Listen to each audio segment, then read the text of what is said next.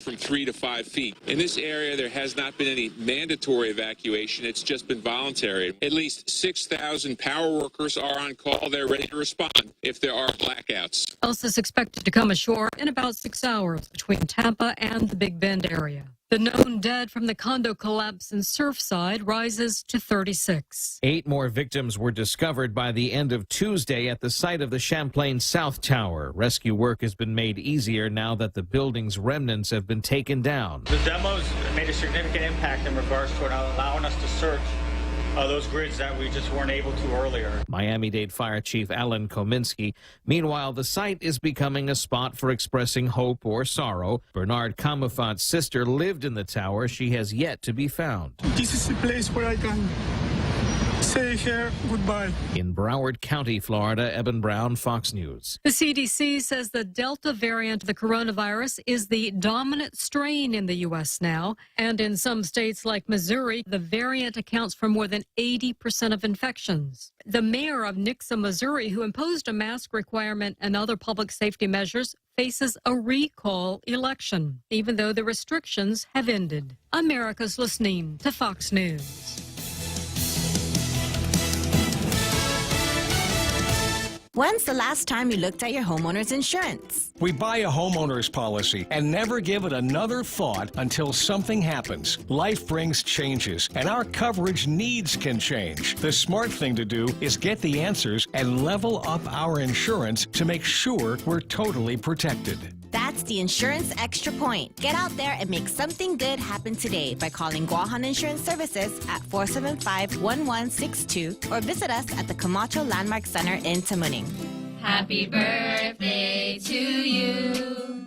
Happy birthday to you. Happy birthday, Bank Pacific. Happy 67th anniversary. Viva Bank Pacific! Bank Pacific, serving our Pacific communities for 67 years. Where others put branches, we place roots, and we're rooting for you. Equal housing lender, member FDIC.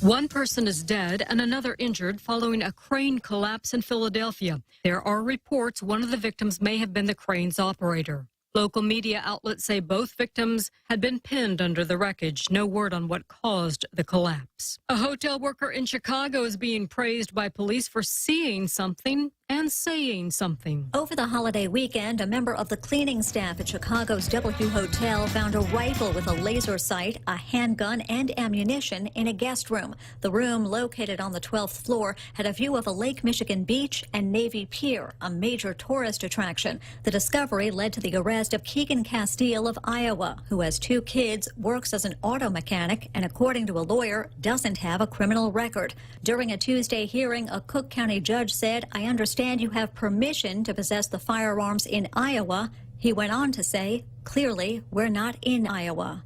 Pam Huso, Fox News.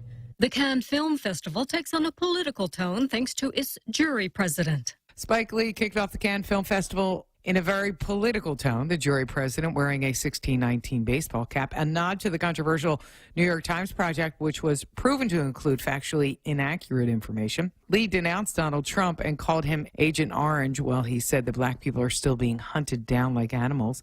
Lee is the first black jury president, and 5 of the 9 jury members are women. Michelle Polino, Fox News. The British Parliament is debating how lobsters feel as part of an animal welfare bill. The measure, supported by Prime Minister Boris Johnson, would require the Agriculture Ministry to take animal sentience into account when forming policy. The Dow dropped 209 points yesterday. The Nasdaq closed at a record high. I'm Carmen Roberts, and this is Fox News. Hafade, this is Congressman Sir Nicholas. Your congressional office would like to remind you that pandemic unemployment assistance is set to expire on September 6th of this year. We encourage the people of Guam to seek out active employment as much as possible, as jobs continue to remain limited, and we want to prevent hardship for our people at the conclusion of the PUA program.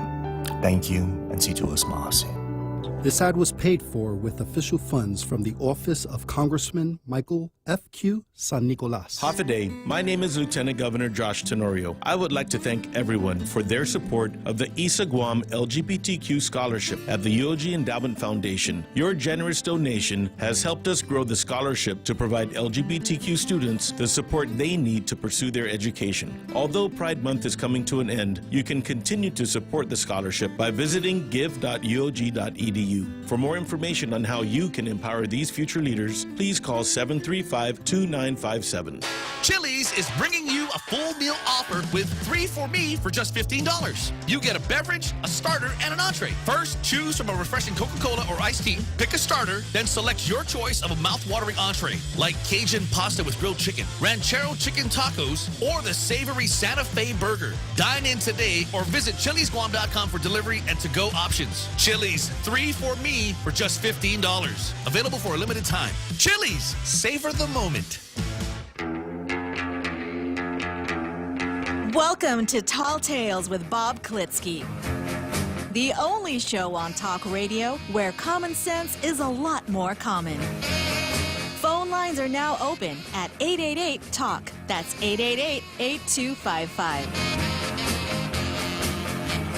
And now, The Point proudly brings you Tall Tales with Senator Bob Klitzkie. A well-regulated militia being necessary to the security of a free state, the right of the people to keep and bear arms shall not be infringed. Here we go again on another episode of Tall Tales, a conservative, issue-oriented, somewhat libertarian, constitutionally focused talk show that welcomes your call-in at AAA Talk. Also, we welcome your posts on our Facebook page, which sometimes becomes integral parts, which occasionally become integral parts of the program. So let's go straight to Zemi Ikotny.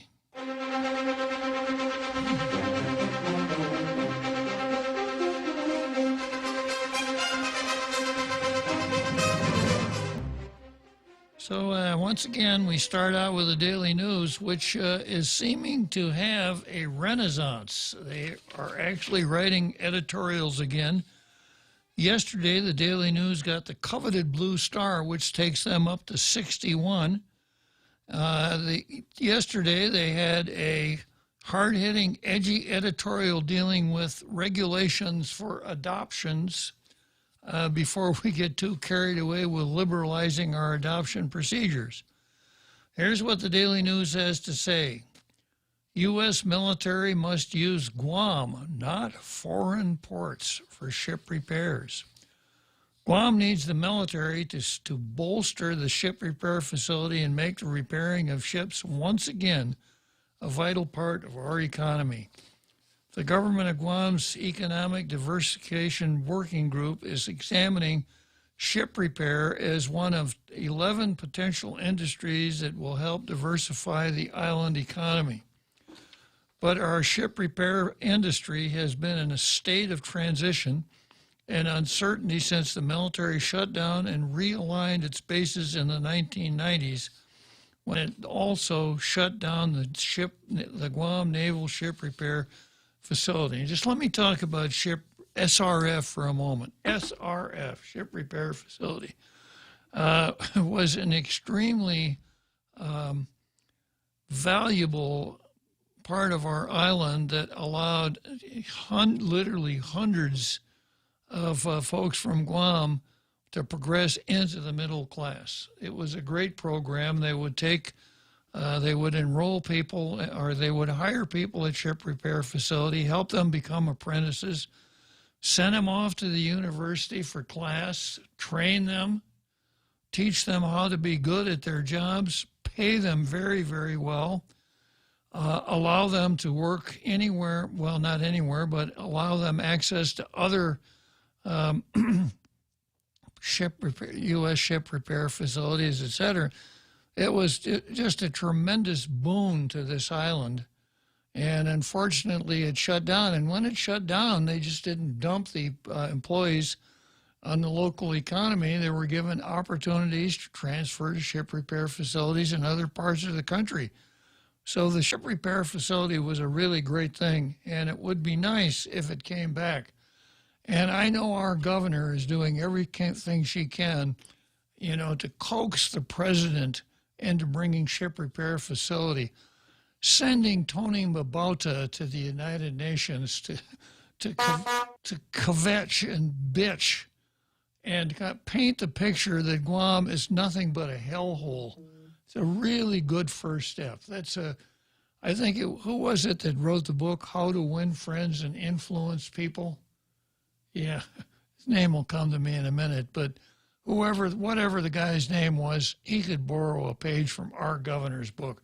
The best way to get people to be favorably disposed toward you is to insult them in front of an international body, if you possibly can. That would be Dale Carnegie. Dale, of course. Who else but Dale Carnegie? So we have kind of a reverse Dale Carnegie here in the front office. So going on with the editorial. When it closed in September 1997, ship repair facility employed about 800 people. Private entities ran the 100-acre ship facility for nearly 2 decades after, but it's been mothballed since 2018. One big issue. The Navy was supposed to transfer the facility to Gov Guam within 10 years of closing it after it fixed environmental issues. In 1999, they decided strategically not to transfer the facility. They basically reneged, said Guam Shipyard President and CEO Matthews Potton. Yeah, so the ship repair facility is a really valuable asset and the kind of thing that you could see any country that had a Navy would really like to hang on to.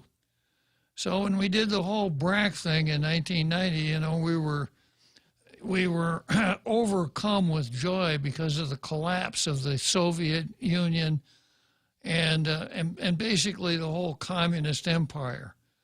And one of the debates going on at that time was, well, how are we going to spend the peace dividend? So one of the ideas was, since we beat the crap out of the Soviets and their empire, we don't need all of these overseas bases and things, so let's start shutting them down and save some money. But then along comes 1999, and the Navy said, well, you know, maybe we don't want to give that to Gov Guam after all. Maybe we'll just hang on to it. Going back to the editorial, Guam Shipyard was negotiating a 40-year lease with the Navy for dry docking and pierside work. That fell through after the Navy couldn't provide assurances its ships would be repaired on island, Potton said. That's another big problem. The Pacific Fleet and Military Sealift Command had an agreement that at least 25,000 man-days of work would be done on island. But the military shifted most ship repair work to shipyards in Asia, notably Singapore. Forward deployed Navy ships and the civilian crewed ships operated by Military Sealift Command can be repaired in foreign shipyards, though the Wuhan virus pandemic limited access to foreign shipyards and brought more ship repair work here. Repairing U.S. vessels, especially military ships in foreign ports, is just plain unpatriotic. This is the Daily News talking about being patriotic. The federal government, including the military, is supposed to support American business. That's why it drives American cars, even if foreign models are just as good and less costly. By living up to that standard, the military should stop using foreign ports and instead use Guam and use Guam to help boost our economy, a U.S. economy that employs U.S. workers and U.S. jobs. Now, yeah, you're chuckling. Sorry. I'm chuckling because, and we might be getting ahead of ourselves here, but we might see a retraction tomorrow. Yeah, right. Exactly. So, yeah, there's a lot here. And, you know, when they're talking about U.S. workers and U.S. jobs, the dirty little secret about Singapore, which isn't a secret, is that Singapore does not employ Singaporeans at shipyards. Couldn't afford to. You know, folks in Singapore get paid very well for what they do. So they bring in Bangladeshis and foreign laborers who will work for much less. That way they're, in effect, able to undercut American workers in American shipyards. So, you know, we do look at the market as a good place to set prices, but I, for one, would like to see that ship repair work come here for the reasons expressed in the editorial. And two, you know, we don't want the People's Republic of China repairing our ships. They're the guys that we may have to use the ships against. So there's certainly a national defense element in bringing the ships here for repair in American shipyards by American workers. Pretty good editorial today, Daily News. What was the environmental issue that had them closed down? They repaired ships. I mean, that's enough. Every factory, almost any industrial activity that was in business before, say, 1985. Okay, so they're talking about things like leaks and asbestos and oil they spilled on the ground, and you know, that kind of stuff. There was an autobiographical experience here in my little hometown. We had a factory called Oak Manufacturing. They ran 3 shifts, 800 workers, making TV tuners. And the reason that Oak Manufacturing moved to my little town from Chicago, cheap labor. All these farmers' wives, who, you know, would like to have a little pocket money, and a lot of young girls fresh out of high school who didn't have anything else to do went to work at Oak Manufacturing. Making TV remotes. Making tuners. Oh, tuners. Back in the days when, the pre-remote days when this incredibly strange way of tuning a television set, walking up to it and turning a dial on the front of the set. You probably never saw anything like that. I did. I had my dad up on the roof with the antenna one time. Yeah. The tinfoil. So Oak Manufacturing lasted, 10 or 12 years, and then they packed up and moved to, guess where? Taiwan. Cheap labor, right? And Oak Manufacturing wanted to give the building to the city, but they did a survey. They said, no, we don't want that building. And that building stood empty for a long, long time until I think finally the city had to condemn it, raise it, and do an environmental cleanup.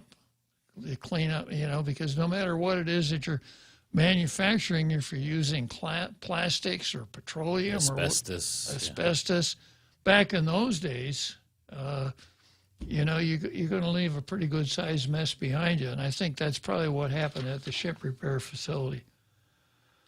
So, I don't know. I'm going to hold on until I read the Post, but this is potential Blue Star material. Good job again, Daily News. Now, let's take a look at the Daily News. I'm sorry, at the Guam Daily Post.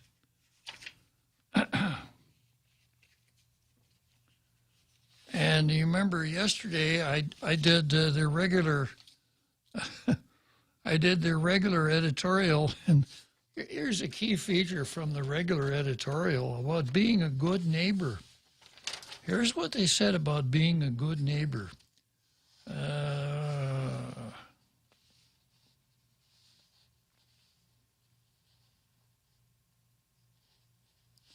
One recent example was the email within the Navy that initially said a change in policy would mean civilian divers would no longer receive life-saving care in the event of an emergency at the military's hyperbaric chamber. I remember when that came out. Yeah. When it came out, I said, all you divers better take a deep breath. The editorial then says the Navy's hyperbaric chamber happens to offer the only such level of care available for Guam divers in severe distress. The Guam Daily Post saw a copy of that email, which the Navy later said was, ready now, sent in error. They really didn't mean it. The Navy subsequently stated it would continue to care for civilian divers in emergency situations. Yeah, so they really didn't mean it when they said no more hyperbaric, but they corrected it, right? Okay, that brings us to today's daily news, which references Monday's editorial, which I also dealt with yesterday, because Monday's editorial was right out of Laura Sauter's playbook. It's the 4th of July. Let's bash the holiday in the name of critical race theory. So here's what the Post says today, and we're going to go back to yesterday's too. Monday's. No, it would not be right for us to advocate for Guam's independence. Yeah. You took the words right out of my mouth, Guam Daily Post. Very early in the morning after our July 4th and on Independence Day in the mainland, we at the Daily Post received messages. The messages were from people who essentially expressed surprise about the editorial for that day. It seemed, at least in part, to advocate for Guam's independence from the United States. What do you mean, in part?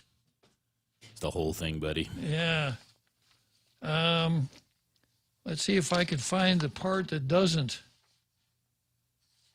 Let's see on the bottom. I printed it out on the bottom. It says page 1. That's about the only thing that I can find that doesn't advocate for Guam's independence. Yeah. The message, as you were, that's not our stance.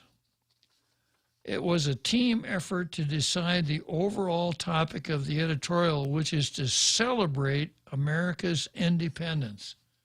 Good. But a communication malfunction led to a message that was not intended. Could it be that they forwarded the draft of the editorial to the Navy for proofreading? We did not intend to use the celebratory thought as a springboard to bring up independence for Guam. Oddly, by mentioning a stance by a long gone Philippine president. No. You could have run that part of it and no one would have said boo about it. Going on, it's true that Manuel Quezon, a pre-war president of the Philippines, once said in 1939, "I would rather have a government run like hell by Filipinos than a government run like heaven by Americans."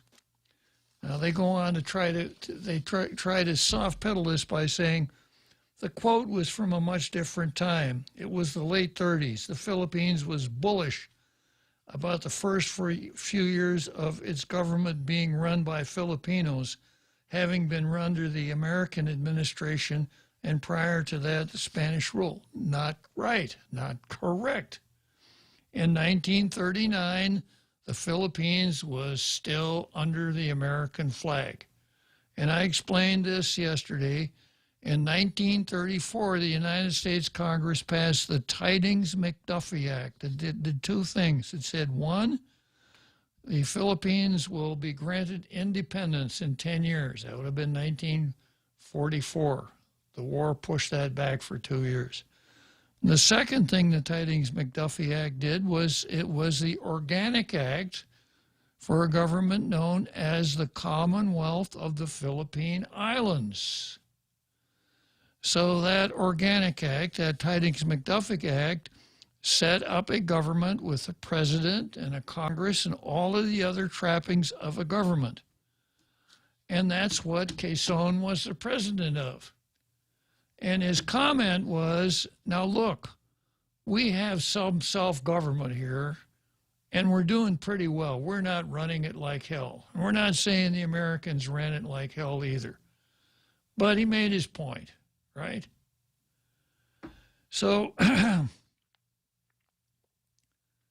the interesting thing about the comparison that the Post makes, or about the reference to President Quezon of the Philippine Commonwealth, which was, you know, if you want to use the correct language, an American colony still, the Philippine Commonwealth had less governmental latitude than the territory of Guam has today. Yeah, it wasn't anywhere near as independent from the United States as the territory of Guam is from today. But, you know, it's one of those, again, where the story's just too good to check the facts. We might find facts that interfere with the narrative here. Okay, then the editorial says the Japanese invasion of the Philippines would later unfold, causing misery to Filipinos and an appreciation for the freedoms they enjoyed under the American rule.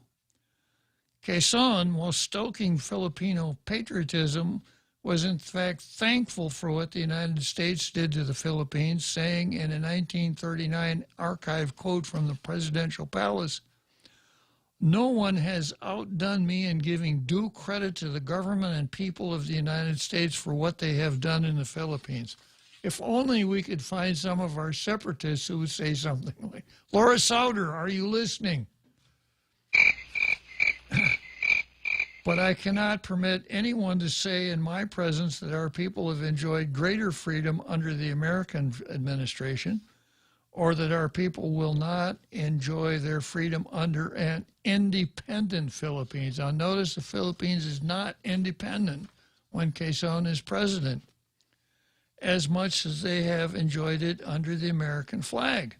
Now, these are sensible things for a guy in his position to say. Quezon's government, run like hell, quote, now haunts the Philippines under Rodrigo Duterte's chaotic presidency. Duterte is going out to prove it. You know, I'm going to show you how correct Quezon was. I'm going to run this country like hell. Yeah.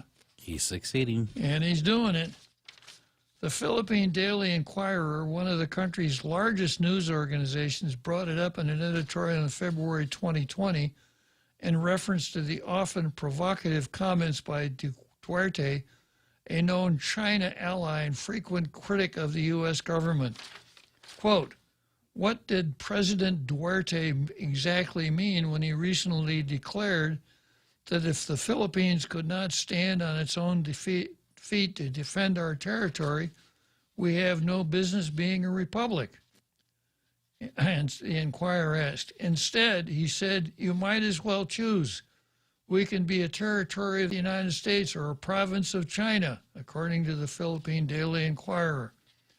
The publication then described what can only be considered a run-like-hell government in the Philippines.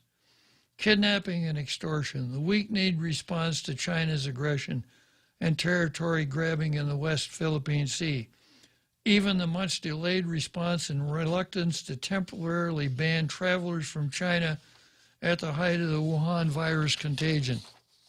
Under this administration, the specter of the Philippines becoming what Mr. Duterte has repeatedly and casually mentioned, a province of China, seems to be fast coming to fruition, the Philippine publication said. Back to the Guam's relationship with the United States. It isn't perfect, but in the Wuhan virus pandemic, Guam has been seeing an outpouring of financial aid and in-kind help from the United States. It's not our place to suggest ending our relationship with the federal government. Not with the federal government.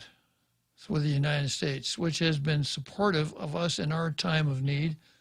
And as we face potential adversaries that boasted of capabilities to fire a missile at us, do we run away from someone who gave us support while we were vulnerable, or do we stay closer? Guam voters should decide on political status question, which has been around for decades, once and for all in a general election. Well, that's refreshing. Many contributing members of Guam's community today are not indigenous to the island, but they chose to make Guam home and are invested in being here in large part because of the liberties and protections we enjoy under the American flag, and they should not be excluded from the vote.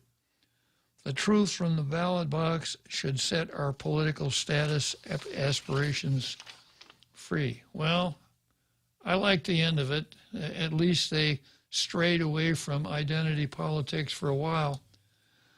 Now, let's just turn for a moment to the subject of 4th of July bashing. Take a short break. We'll get into that, and then we'll go to Monday's Post editorial. The Extra Point with Jerry Roberts of Guam Training. Hi, I'm Jerry Roberts, and every day on The Ray Gibson Show, I get to comment on the incredibly diverse, fun, challenging, sometimes frustrating, often exciting, but always interesting world of work. I hope you'll be there with us. You can find daily transcripts of The Extra Point at guamtraining.com. Tune in every weekday morning at 7:20 for The Extra Point with Jerry Roberts, brought to you by Guahan Insurance Services and First Hawaiian Bank on 93.3 The Point. This Liberation Day, join PBS Guam as we take you village to village, paying tribute to those who've made sacrifices for us to live as we do today. Tune in on July 21st at 9 a.m. and experience over 3 hours of exclusive interviews, musical performances, and more. This celebration of Guam's 77th will air on PBS Guam, KGTF, Channel 12, and streaming on the PBS Guam Facebook and YouTube pages. This special broadcast is made possible by PBS Guam, our generous supporters, and Choice Broadcasting. We now return to Tall Tales with Bob Klitzkie, soaring over the confusion with his superpowers of truth. Call 888-TALK. That's 888-8255. Yeah, so here's what Laura Sauter said in her column. Our governing powers are subject to the whims of House and Senate members. Members of Congress always take leave from their regular sessions in Washington to celebrate and recreate with families and their constituents on July 4th.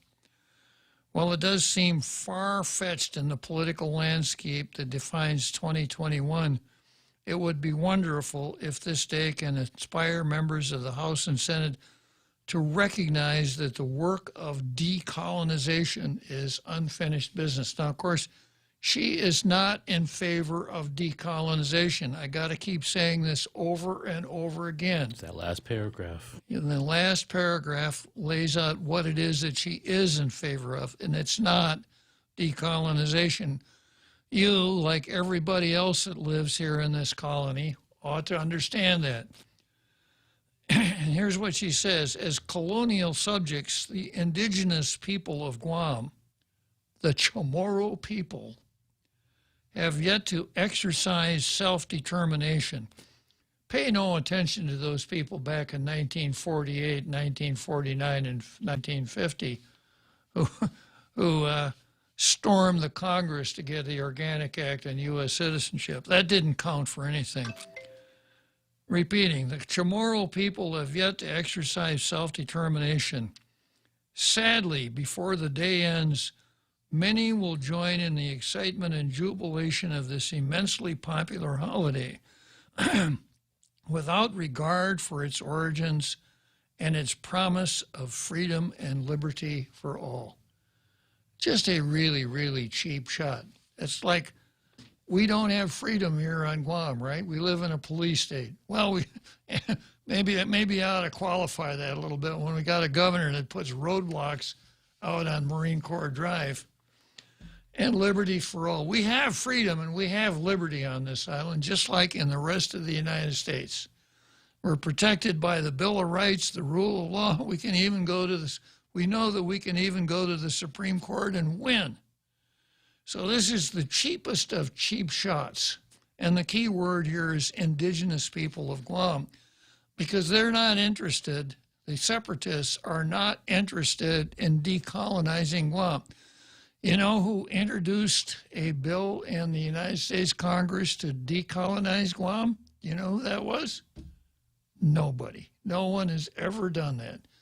No one has ever introduced a bill in Congress that would say, you know, like the Tidings-McDuffie Act, that on such and such a day, the United States shall withdraw sovereignty from the island of Guam. That's never been introduced. No one has introduced what is called an enabling act. New states are admitted when the territorial delegate introduces a bill in the Congress that lays out the framework for admitting that territory as a state. No one has ever done that. So no one in public life here has ever taken a step towards decolonizing Guam. We do have our so-called commission for decolonization, but you read the second line and it's about the self-determination of the Chamorro people. Well, the Chamorro people are not the only people that live here. However, that doesn't matter to the separatists who have embraced critical race theory.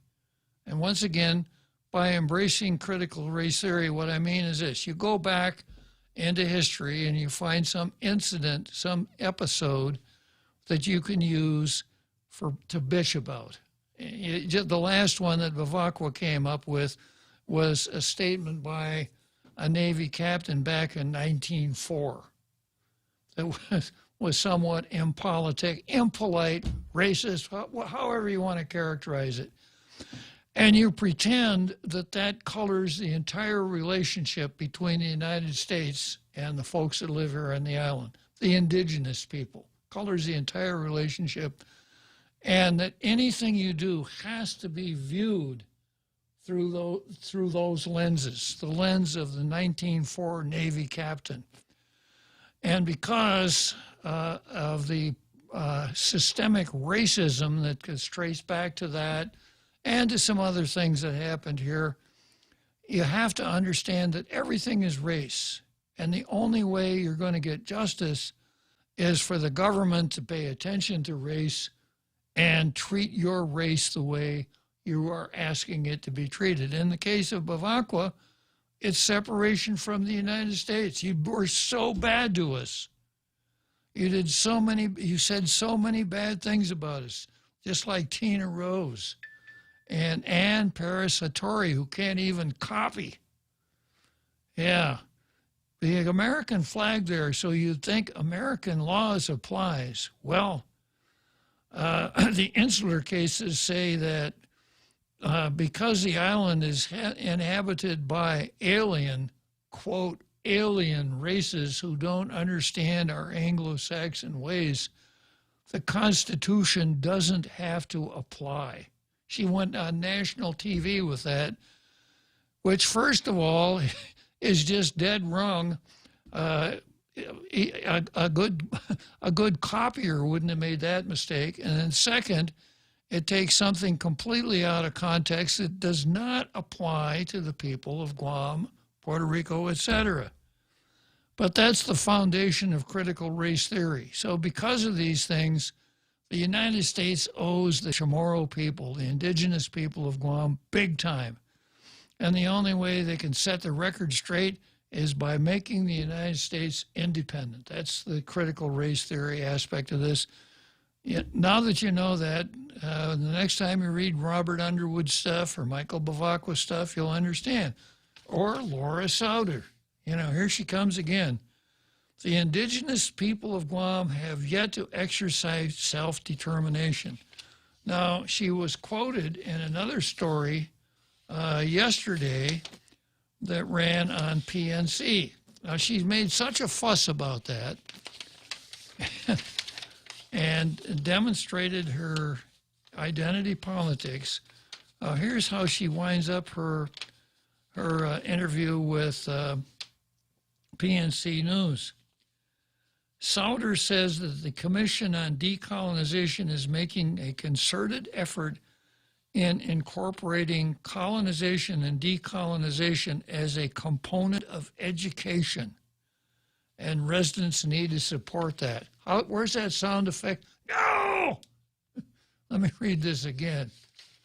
Souder says that the Commission on Decolonization is making a concerted effort in incorporating colonization and decolonization as a component of education. That's pretty good. There's another one. Nope. Nope. Yeah. Yeah, I can't think of anything I dread more than these insurrectionists like Laura Souder and Robert Underwood and Michael Bavacqua, these separatists conducting an educational campaign. They could get Tina to teach the unit on the insular cases, right? We heard, I think the other day on Ray's show, that there is a textbook written by Julian Uggen going into GDOE. Yeah, that's... Like, oh, great. You take a lot of comfort from that. Yeah. I mean, it's good on a bookshelf in a store, but not in a textbook in a children's classroom. Yeah, well, I don't know if I'll get to it, but the National Education Association has adopted two things for use in our schools. Number one is the critical race theory curriculum. Number two is Howard Zinn's book. And Howard Zinn, came right out and said, I'm not a historian. I want to change the world. And those over there at the libtards over there in the far left, well, Howard Zinn's really great. Yeah. Okay, so Souder says, she goes on to say, she adds that although she doesn't have a preference in political status. Point number one. If she's telling the truth, then why doesn't she shut up? Number two, of course, we know exactly what it is that she prefers. It can't be free association. And backing up a second, this Commission on Chamorro Self-Determination hoodwinked us into this idea that the only things that Guam can aspire to are free association, statehood, and independence. Free association is an impossibility. You can't get there from where we are. You would have to become an independent country and then enter into a treaty with the United States. Two, everybody who's thought about it knows that statehood for an island of 165,000 people, that's over $2.5 billion in debt, is not a possibility. That's like me walking into McDonald's and ordering a T-bone steak. It just isn't going to happen. So that leaves only one thing left: independence. And Congress could grant us, under Article 4, Section 3 of the United States Constitution, the United States could dispose of the territory of Guam with an act of Congress. But first, we must get rid of the insular cases. Well, and if we did, then the Congress couldn't. Exactly. That's the only reason that the Congress can. Needful rules for the disposition. Let me read it again here. Article 4, Section 3.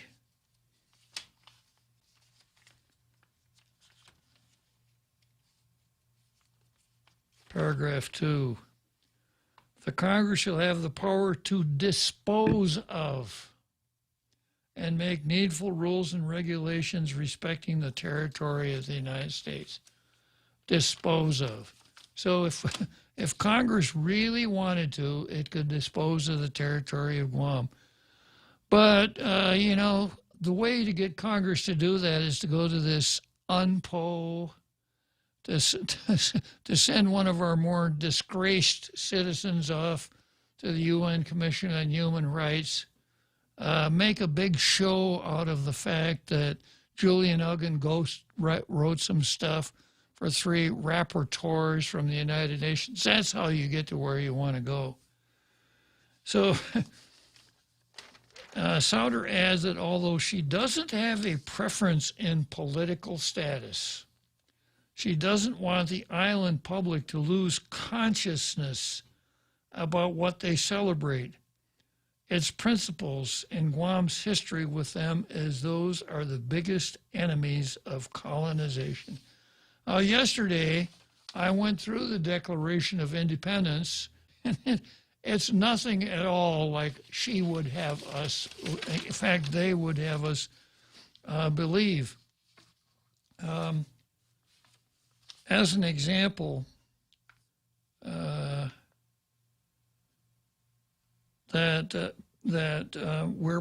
men are created equal. And, you know, I have to mention this again. Both the Declaration of Independence and the United States Constitution have 2 purposes, at least. The Declaration, of course, is sort of a quasi-declaration of war, saying, Brits, we're not going to pay any attention to you anymore. We're on our own. That's one function of it. The second function, and then the Constitution's number 1 function, is to show how the government is going to be organized. But the secondary function for both is this: aspiration. Both documents are aspirational. In other words, they're saying, this is where we're going. This is our path. This is where we want to be. So when they say, when the Declaration says, we hold these truths to be self-evident, that all men are created equal, well, at the time, all men were created equal, but they certainly weren't treated that way. But this was a tipping of the hat to that idea, that they are endowed with their Creator with certain inalienable rights. Among these are life, liberty, and the pursuit of happiness. Do we have that here? Yep. Yeah.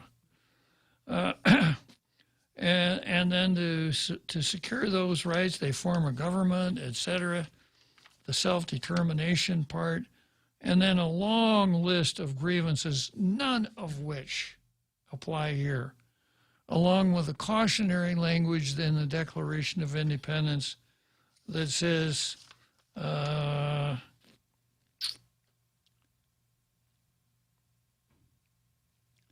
prudence indeed will dictate that governments long established should not be changed for light and transient causes.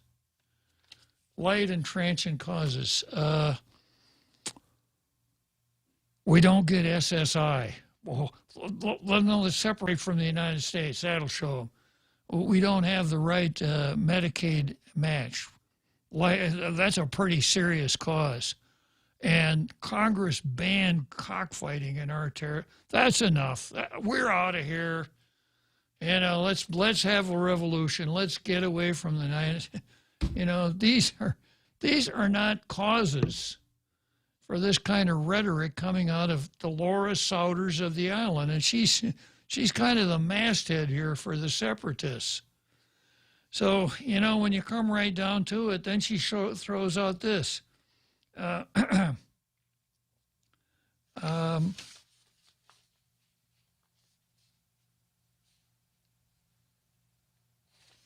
Let's see, where was it? Oh, yeah. She throws this out. She adds that she doesn't have a preference in political status, so it's kind of like a parlor game. You know? I don't have any preference. I'll just sit down at the Monopoly board and I'll shake the dice and see which space I land on. And if it doesn't matter, because I'll just play the game, I have no preference. Wherever the dice take me, it's okay. And then in that context, bashing what I think is our most important national holiday, the 4th of July, right?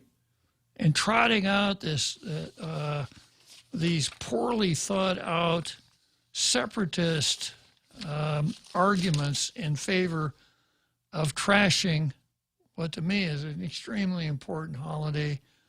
And obviously That's where we all came from. That's where this wonderful country that we all take advantage of, that's where it all started.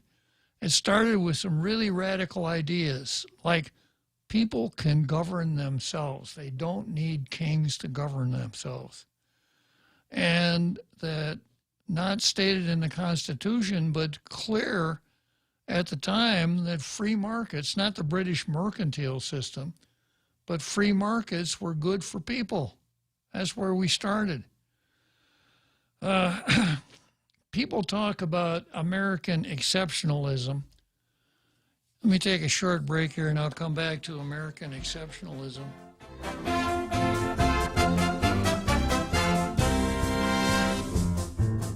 Hey, big news! Now you can listen to The Point on radio.com. And radio.com gives you so much more. Local news stations give you what's going on in your community, yet national news from CBS, CNN, or Fox News Radio.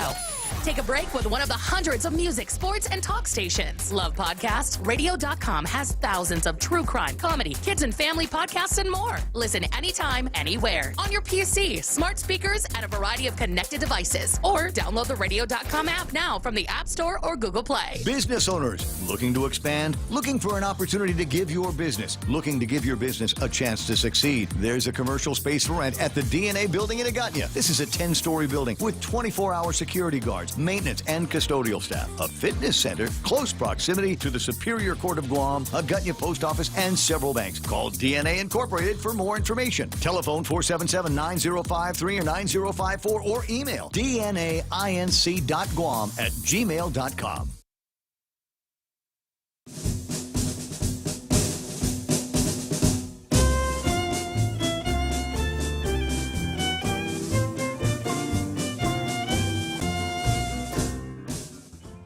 Okay, so here we are back in Tall Tales, getting up close to our big halftime show.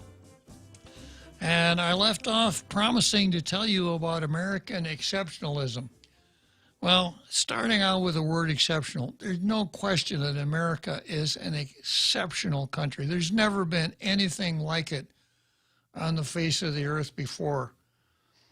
Look at the economics, the level of prosperity that we have in the United States. Our ability to defend just causes if necessary, the freedom and liberty that people in the United States enjoy, very exceptional. But that's not what's meant when you hear the phrase that America is an exceptional nation. Just to add a little contrast, certainly Slick Willie, as you were, William, I'm sorry, not him, the other guy,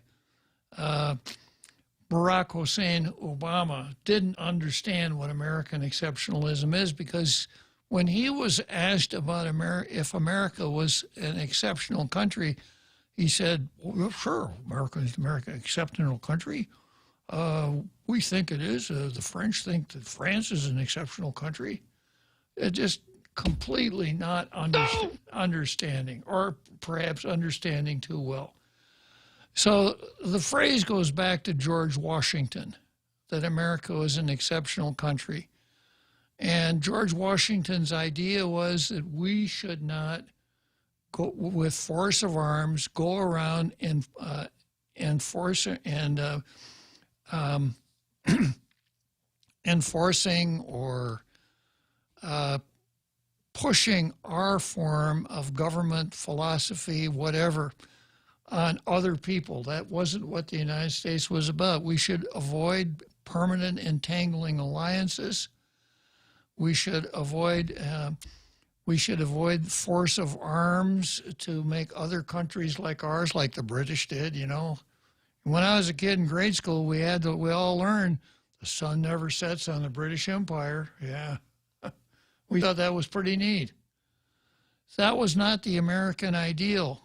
What Washington's idea was that we're the first government in the history of the world where the people govern themselves in the name of freedom and liberty, and that the service that we would provide to the world was to show other countries how to do it.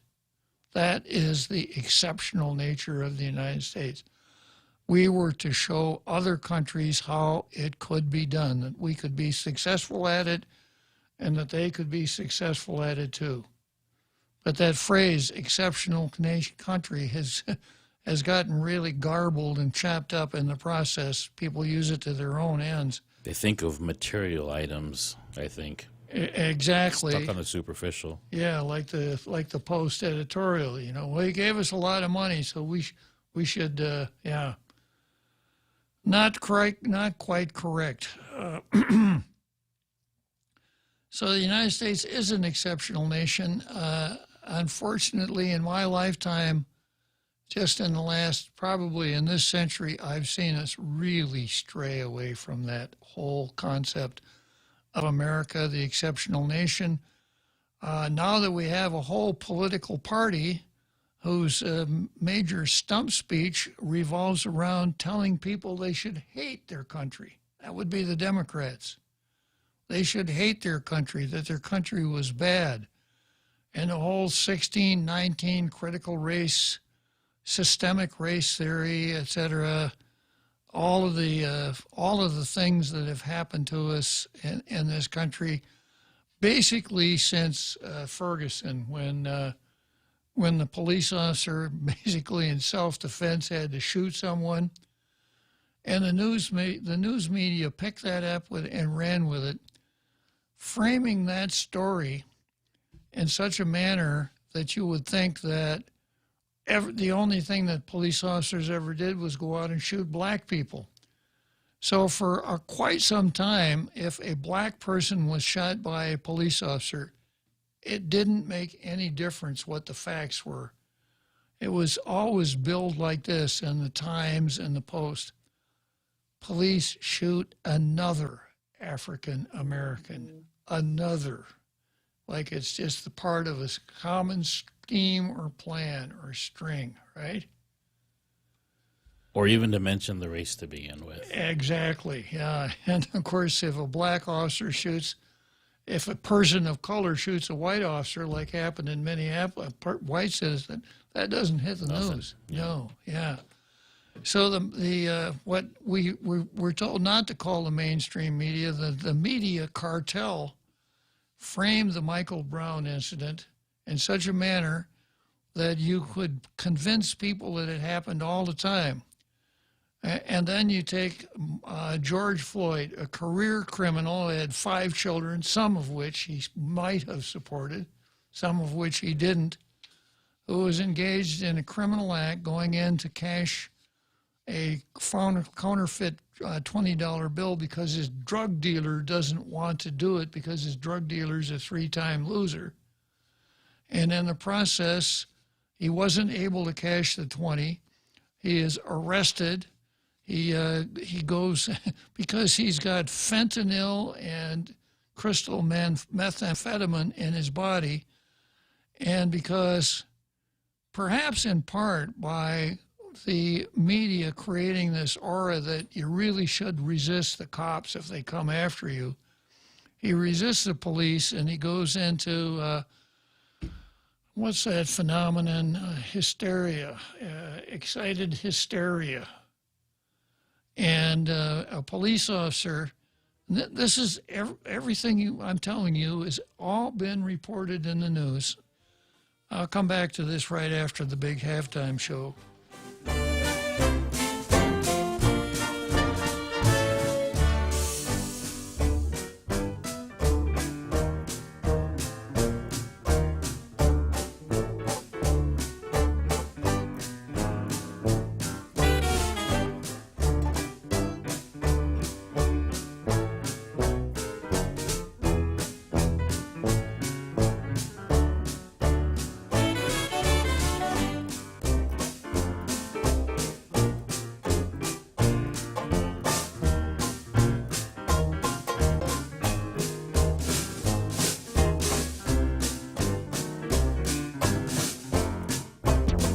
The Point is KUSG, Hagåtña, Guam, 93.3 FM and 104.3 HD3.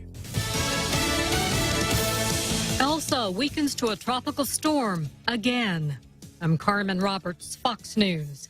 Elsa's winds drop just below hurricane strength as it nears Florida's Tampa Bay area. We're on the 5th floor, so we ain't worried about getting flooded out. We're just worried about the rental car. Elsa's winds now 70 miles an hour. That's strong enough to knock out electric power for about 3 million people in the Tampa area, strong enough, too, to knock down trees, so people being advised to stay inside. We could see rain in this area of up to 5 to 8 inches, a storm surge potentially of anywhere from 3 to 5 feet. Fox's Steve Harrigan on Clearwater Beach.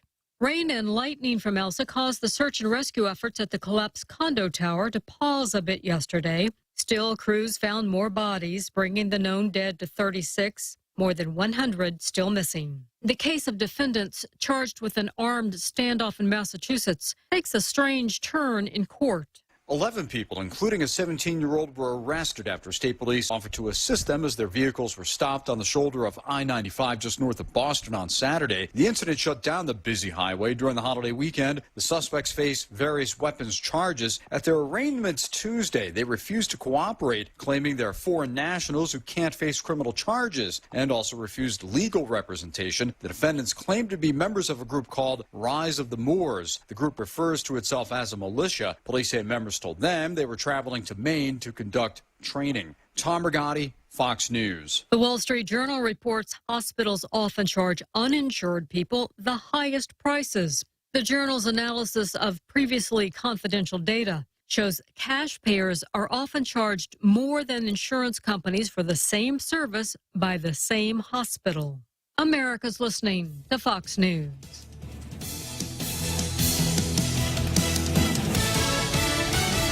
When's the last time you looked at your homeowner's insurance? We buy a homeowner's policy and never give it another thought until something happens. Life brings changes, and our coverage needs can change. The smart thing to do is get the answers and level up our insurance to make sure we're totally protected. That's the Insurance Extra Point. Get out there and make something good happen today by calling Guahan Insurance Services at 475-1162 or visit us at the Camacho Landmark Center in Tamuning. Leah Dunca from Security Title here with a little information about trusts. A trust is a legal entity capable of owning property. It can protect property from issues such as lawsuits or divorce and can be used to distribute property and avoid probate. Many trusts start as revocable but become irrevocable when the initial trustees die. Work with your estate planning attorney to see if a trust is a good fit for your family property. Call the professionals at Security Title. We are here to help. President Biden's asking all U.S. companies to beef up their cybersecurity in the wake of the latest ransomware attack against the software company Kaseya and thousands of its customers. Kaseya's chief executive says his company's working to fix the problem. Someone said this is the largest attack in history. I mean, it is nothing like that, but it has my name on it, it has our company's name on it, and we're embarrassed and we're doing everything we can. A group of hackers believed linked to the criminal gang R-Evil is demanding $70 million for a key to unlock the systems. The National Security Council meets Wednesday to consider a response. Banned sprinter Sha'Carri Richardson was not on the Olympic roster released by USA Track and Field Tuesday. That means the American champion's positive test for marijuana has cost her a chance at an Olympic medal in Tokyo. The Taliban claims to have control over a large percentage of Afghanistan as U.S. forces withdraw from the country. It said they're now controlling as much as a third of the country. New gains are happening in the north. Afghan soldiers fleeing in the thousands, in some cases simply surrendering to the Taliban. Afghans say they've been surprised at Taliban's gains and are planning a counteroffensive. The Pentagon says it will extend the withdrawal of troops into August, as the U.S. Embassy in Kabul says it's ready for anything, including possible evacuation. Fox's Greg Palcott. Scarlett Johansson is pregnant. Sources tell the New York Post the Oscar-nominated actress is expecting her first child with husband Colin Yost of SNL fame. The Avengers star sparked pregnancy rumors last month when she bowed out of several Black Widow events. And the Dow and the S&P 500 pulled back from last week's record highs, the Dow dropping 209 points, but the NASDAQ gained 24 points to close at an all-time high. I'm Carmen Roberts, and this is Fox News. This Liberation Day, join PBS Guam as we take you village to village, paying tribute to those who've made sacrifices for us to live as we do today. Tune in on July 21st at 9 a.m. and experience over 3 hours of exclusive interviews, musical performances, and more. This celebration of Guam's 77th will air on PBS Guam, KGTF, Channel 12, and streaming on the PBS Guam Facebook and YouTube pages. This special broadcast is made possible by PBS Guam, our generous supporters, and Choice Broadcasting. Happy birthday to you. Happy birthday to you. Happy birthday, Bank Pacific. Happy 67th anniversary. Viva Bank Pacific! Bank Pacific, serving our Pacific communities for 67 years. Where others put branches, we place roots, and we're rooting for you. Equal housing lender, member FDIC. Get your shot and win big prizes, Guam. The Office of the Governor and the Guam Visitors Bureau presents Vax and Win, Guam. Protect our community by getting your shot and enter online at visitguam.com/vax for a chance to win. Starting June 14th through July 21st, weekly prizes of $10,000 cash and a brand new car will be given away to lucky residents who are fully vaccinated. That's 6 weeks of Vax and Win opportunities. Some conditions apply. Log on to visitguam.com/vax for official promo rules or to submit your entry today.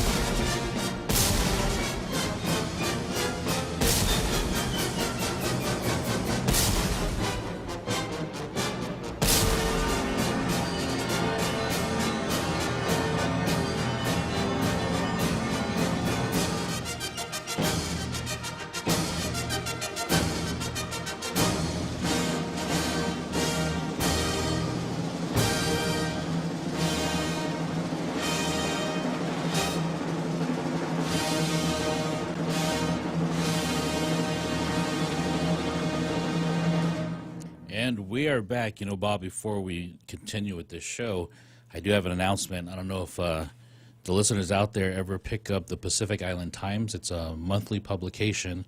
You can find it at almost all the outlets, shopping outlets. But you ever read the New York Post and go to page 6? I do, but I never admit it. Page 6 is the latest Hollywood gossip and celebrity talk. But in our own Pacific Island Times, on page 6, we have our own celebrity profile here. Something called The Tall Tales of Being Insular. It's an article not only about Bob Klitzkie and Tall Tales. So I encourage everyone to pick it up and read it. It's a very good article. I do remember somebody coming in here and taking a couple of headshots of you. And lo and behold, there you are, page 6. There I am, big as life, twice as ugly, Jose. I wouldn't say that. You are not correct, sir. Yeah. Very good. Great article, great profile. Well, it is. I'm a little bit, of course, you know, I'm so proud of my humility that I have to couch my words here, but I do think it's a pretty good article. And you might want to double your enjoyment of Tall Tales by picking that article up and having it in front of you tomorrow, because I'll discuss it a little bit tomorrow, and you'll be able to look and listen, doubling your pleasure. Well, you're making your way to the front cover. Exactly. All right, so before the break, I was talking, the break. That was not a break. That was our big halftime show. I was talking about how our country started out as an exceptional country and how we did very well, you know, up until this century. And starting in about 2015, I think we started going off the rails with the Michael Brown, when Michael Brown was killed by a policeman in self-defense in Ferguson, Missouri. The whole hands up, don't shoot. The whole thing. And, you know, there was absolutely, Michael Brown, you know, is dead, because of what he did, not because of what the cop did. When he charged the police officer, you know, and the way that story was framed by the media cartel, by the race hustlers, and of course the critical race theory folks jumped on it like a duck on a June bug. They've been staying in defilade since probably the 1990s. But this was the golden opportunity for them to come forward and say, see, everything is racist. So, as I mentioned before the break, the big media cartel, whenever a white police officer would shoot a black person, regardless of what the facts were underlying the situation, it would always be framed as another white police officer shooting a black man. Another in the string. This is how it's done. This is the pattern. And of course, the Patrisse Cullors and her two companions really basked in this, and it really gave Black Lives Matter a chance to get up and get off the ground. It really helped Cullors build her $3 million real estate empire.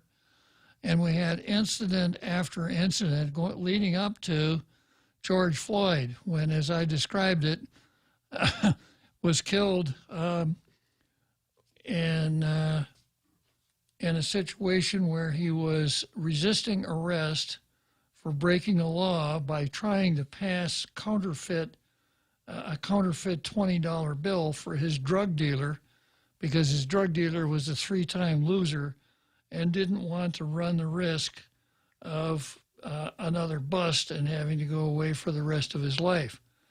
So Floyd, instead of listening to the officers and doing what they told him to do, instead of doing that, scuffled with them, got stricken by something called excited delirium, because among other things, the fact that he had a lethal dose of fentanyl in his body, plus crystal methamphetamine.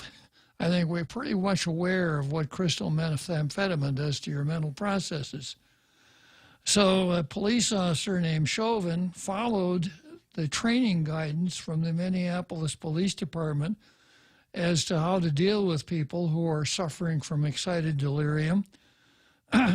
Unfortunately for him, this was all on somebody's video, and George Floyd died. George Floyd, I don't think they've taken up a collection to engrave the face of George Floyd on Mount Rushmore next to Teddy Roosevelt, but that's about the only thing we haven't done so far. You're just short of canonizing him. He is, yeah. He's, his study of the hagiography has begun, the study for sainthood. He was given a funeral that even chiefs of state don't rate, and given so much credit to, what a great sacrifice he made. And of course he didn't make any sacrifice at all. He just didn't want to get busted. That's it. But the critical race theory distributors jumped on it and have capitalized on it.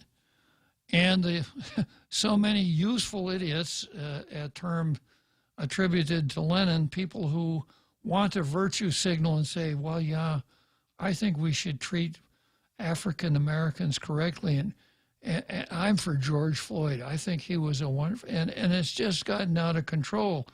And we're doing all kinds of crazy things in our country, in our schools, in our cities, etc., that have taken it so far from the idea of the exceptional nation that George Washington envisioned as he started it back in the 1700s, that I sometimes wonder, have we hit the turning point? Have we gone so far? Have we hit the tipping point?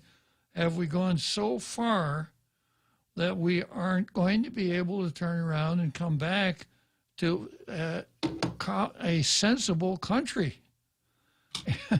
And then when I see this 4th of July bashing by the likes of Laura Souter and some of the other usual suspects, and then yesterday when I saw the editorial in the Post, the pro-independence editorial, I said, wow, this has just gone too far. And I'm going to go back to that editorial for a few minutes now that I'm finished with Laura Souter. Before I do, though, I notice I've got somebody who wants to get something off his chest. Maybe it's Benjamin Crump. Ben Crump. Yeah. Ben Crump was quoted. Ben Crump was saying, when they asked him, Ben, are you pretty fleet of foot? Are you a fast runner? Ben Crump said, I've never seen an ambulance that I couldn't beat. Or that I couldn't catch, I guess I should say. Okay, I got R. James on the line. Good afternoon, R. James. Good afternoon, Bob. Well, I don't know. I'm sure you can appreciate what I'm about to say as a former judge and myself, former member of law enforcement. You know, it really doesn't make any difference whether it's black, brown, white, yellow, pink with purple polka dots. And I'm referring to the law enforcement officers, not the persons of interest that are going through a traffic stop or a field contact interview.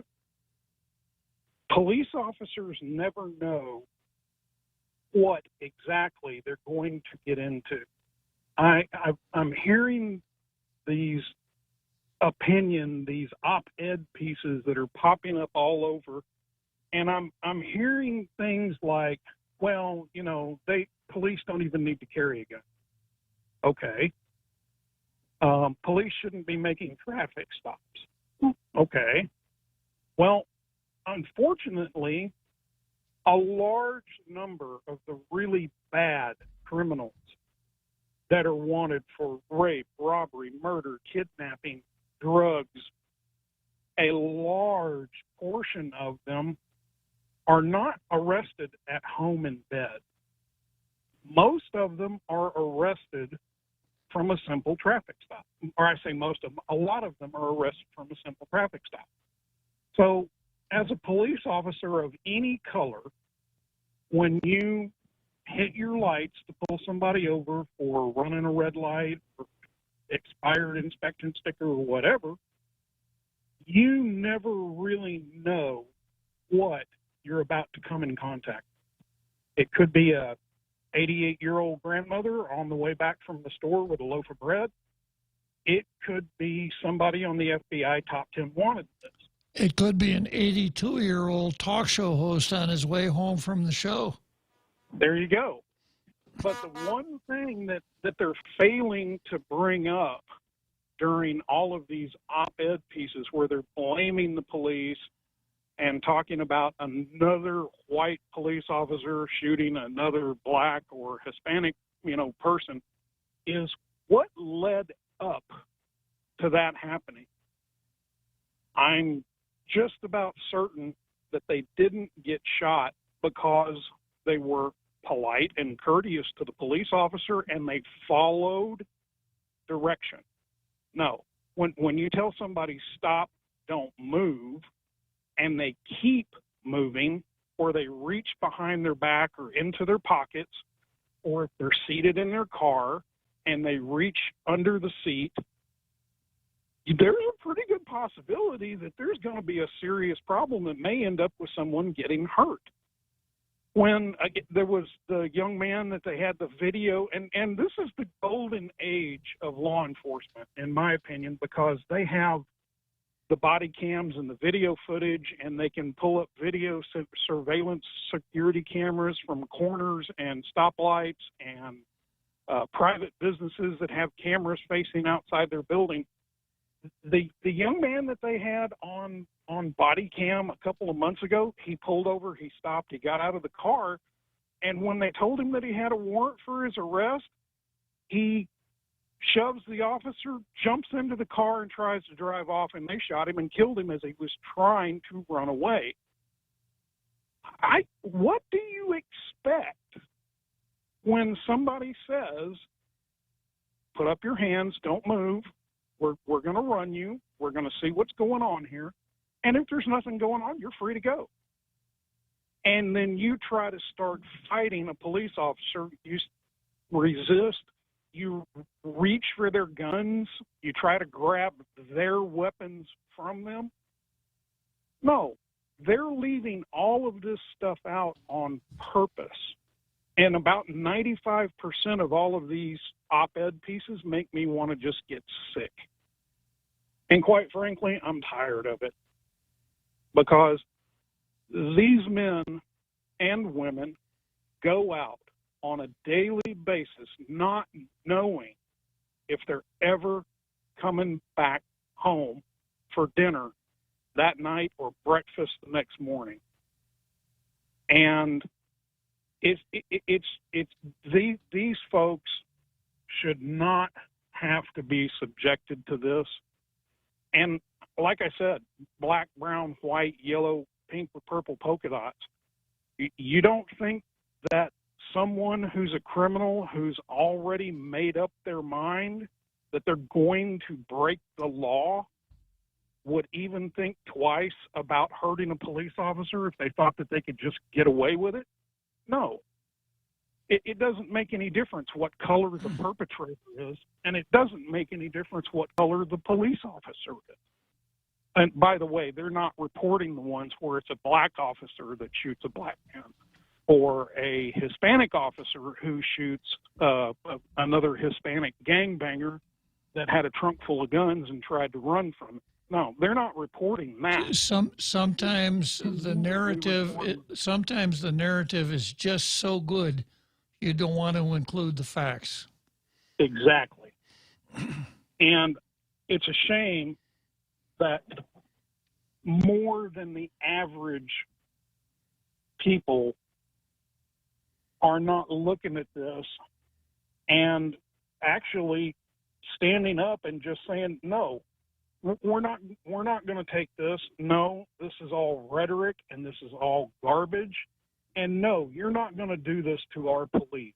We, the people, are not going to stand for this and just shut down all of these narratives, because that's exactly all it is nothing but a bunch of crap. Well, okay, that's what I wanted to get off my chest. Well, I'm glad you did. You came to the right place, R. James. Thank you very much for clearing the air on those. Good talking to you. Yeah, so, and I want to pick up on, I was reminded of something along the way. People have to stop and ask themselves what kind of communities they want to live in. Now, we've gotten into this defund the police, thanks, again, to the critical race theory. Let's defund the police. Let's not prosecute minor violations. Let's give drug addicts needles and safe places to inject drugs. Let's not arrest people for that. And you can turn your cities into sewers like Seattle and Portland. New York, under Mayor Bill de Blasio, used to go from being the capital of the world to kind of like being the West Coast slum because they're not enforcing the laws. And it reminds me of the time when Rudy Giuliani was the mayor of New York. Rudy cleaned up New York. I remember going to Times Square and Broadway in New York when it was girly peep shows and tawdry bars and completely different street hustlers and et cetera. It wasn't a safe place. This is very sexist. It wasn't a safe place for a woman to walk down the street, right? I was back there around the turn of the century after Rudy cleaned it up with my grandchildren. They loved it. They would just go down there and walk down the street and think it was the most fun they'd ever had because it was such a lively entertainment district. Rudy had cleaned it all up. And he'd cleaned up the whole city, and he brought the crime way, way under control. And it was made known how Rudy did it. It was called the theory of broken windows policing. And the broken windows thing is an analogy. If there is a neighborhood and there is a house in the neighborhood that has 3 or 4 broken windows that don't get fixed, people are going to start thinking, well, that's okay in this neighborhood. And some of the people with strong arms will pick up rocks and break some more of the windows. And then the house next door, and because those windows don't get fixed, the whole neighborhood starts to deteriorate because anybody passing through is going to think these people don't care about their neighborhood. So what Rudy did, I remember one time driving into Manhattan from probably New Jersey, maybe Queens, and you pull off the bridge and a couple of guys come out with dirty rags and they want to wash your window. So they'll rub that dirty rag over your window and then ask you for money. They expect you to give them $1 or $2 because they rubbed that dirty rag over your window. And implicit in this is if you don't, they're going to pick up a tire iron and break your window for you. So an awful lot of people did that. Rudy would bust these people. He'd arrest them for any one of a number of things. And just like R. James said, when that happened, they would, quote, run warrants on these people and find out that these were the guys that were committing serious crimes that they hadn't been able to bring to justice. And Rudy really brought street crime way, way down. Now, a lot of people are going to say, yeah, but it was so heavy-handed and it was fascistic and on and on and on and on. I would much rather have to walk around the human excrement on the sidewalk knowing that I don't support something like that because I'm a very virtuous person. That's kind of where we are now. Look what's going on in San Francisco. Yeah. Unbelievable. It is. San Francisco used to be one of my very favorite places. I don't want to go back there anymore. So that's a tenor of the times in which we live. So why don't we do the seventh inning stretch, and then I'm going to come back to Post's editorial from yesterday.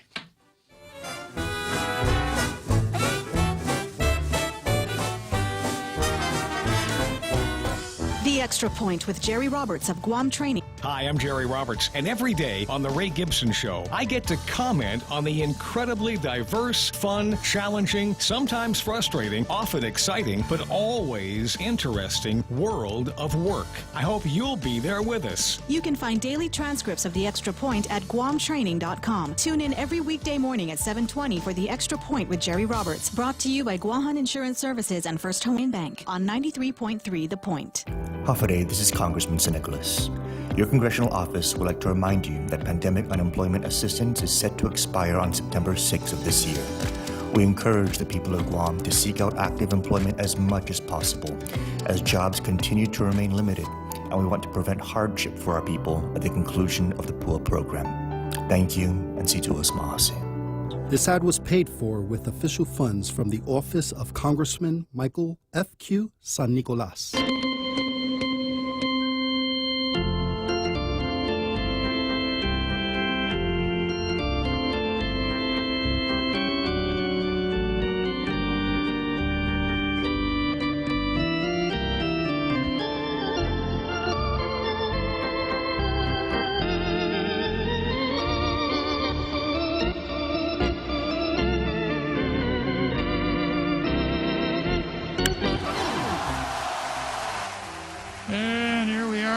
Field in Chicago, world's most beautiful ballpark, means we only got 2 more innings of Tall Tales left to go. I'm going to enjoy every minute of it, and I'm so thankful that tomorrow we're back on the air with Tall Tales. It's not the end of the week yet. During the break, I got a WhatsApp from a friend talking about Rudy Giuliani in New York, and he used the phrase "stop and frisk," and this is something that the left media used against Rudy. They've got to they've got to end this stop and frisk. It's so wrong. It's unconstitutional. It's this, that, or the other thing. Well, that's just not the case. There's a case that goes back to about 1966 called Terry versus Ohio. And the rule that arose from Terry versus Ohio is that if a police officer, when he's on foot, detects a potentially dangerous situation or that crime is afoot, given the benefit of his experience, he can do what's called a Terry stop. He can stop a person. He can pat that person down for weapons to ensure his own safety. That's all. He run his hand over the person's clothing. If he finds a gun, that's it. If there's no gun, then he turns the person loose. It's not stop and frisk. It's a Terry stop. And there is that predicate that the police officer must meet before he can do it. Now, in the process of running his hands over the person he stopped clothes, if he feels something bulky that might be drugs or something like that, then he can do a search on the spot and he can make an arrest. But of course, you can bet dollars to donuts the defense counsel will move to suppress whatever he found because it's fruit of the so-called poisonous tree. And the police officer is going to have to articulate the basis for his Terry stop. And if he can't, then the evidence will be suppressed. So this is old stuff. It's standard police work. It's not tyrannical. It's not fascistic. But the thing I think that the left doesn't like about it is that it works. And it really worked in New York City. So thanks for bringing that up there, mystery WhatsApper. Nice addition to the program. Okay, so going back to the Post editorial, and by the way, this is what Post editorial from yesterday looks like. It's got a big F inscribed on it. And here's how it starts. There's an irony about celebrating the 4th of July on Guam. Independence Day is America's yearly reminder of the hard-won freedoms it earned by declaring itself free from British colonial rule. Ordinary people became founding fathers. Ordinary people? You know, there are some people who, would say there was divine inspiration there. How was it possible that 4 million people on the edge of a continent that was basically still very, very wild were able to put together the stuff that they put together when, well, they weren't ordinary people. They were extraordinary people, but still it was an accomplishment. The Declaration of Independence, winning the Revolutionary War, and then coming up with a document like the Constitution. Pretty fantastic, actually. Okay, so the editorial goes on to say it took years of blood, sweat, and tears. That'd make a good name for a rock group, wouldn't it? Before this text was finished, formal declarations were signed. Private property was destroyed in protest, the Boston Tea Party.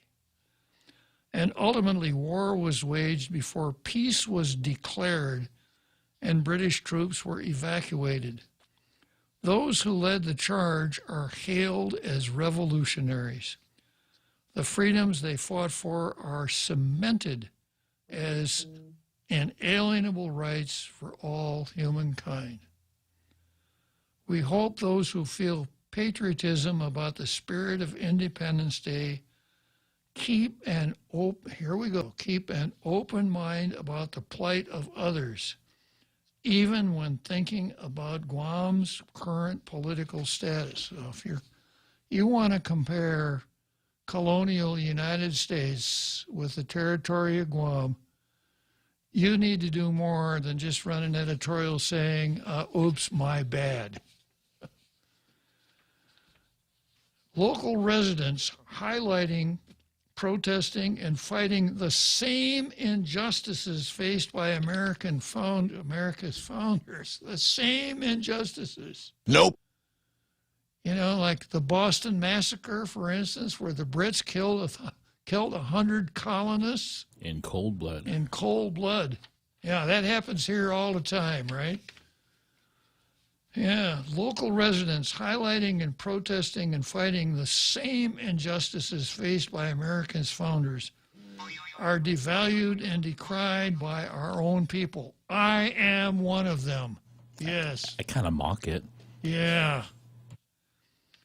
While there are stark differences in the way the U.S. federal government treats its colonies today, because the U.S. federal government doesn't treat its colonies at all, any more than it treats its states. And how the country was treated by Great Britain, colonization isn't an injustice weighed by a scale. So even the most benign, forward-looking, beneficial colonization, and I'm thinking of a particular example, is no different than the way the King of Belgium treated the Belgian Congo, which was one of the worst hellholes on the face of the earth. But there's no degrees. You know, a little bit of colonization, of colonialism, is just as bad. This is really a piece of work. It gets worse every time it's read. It does, yeah.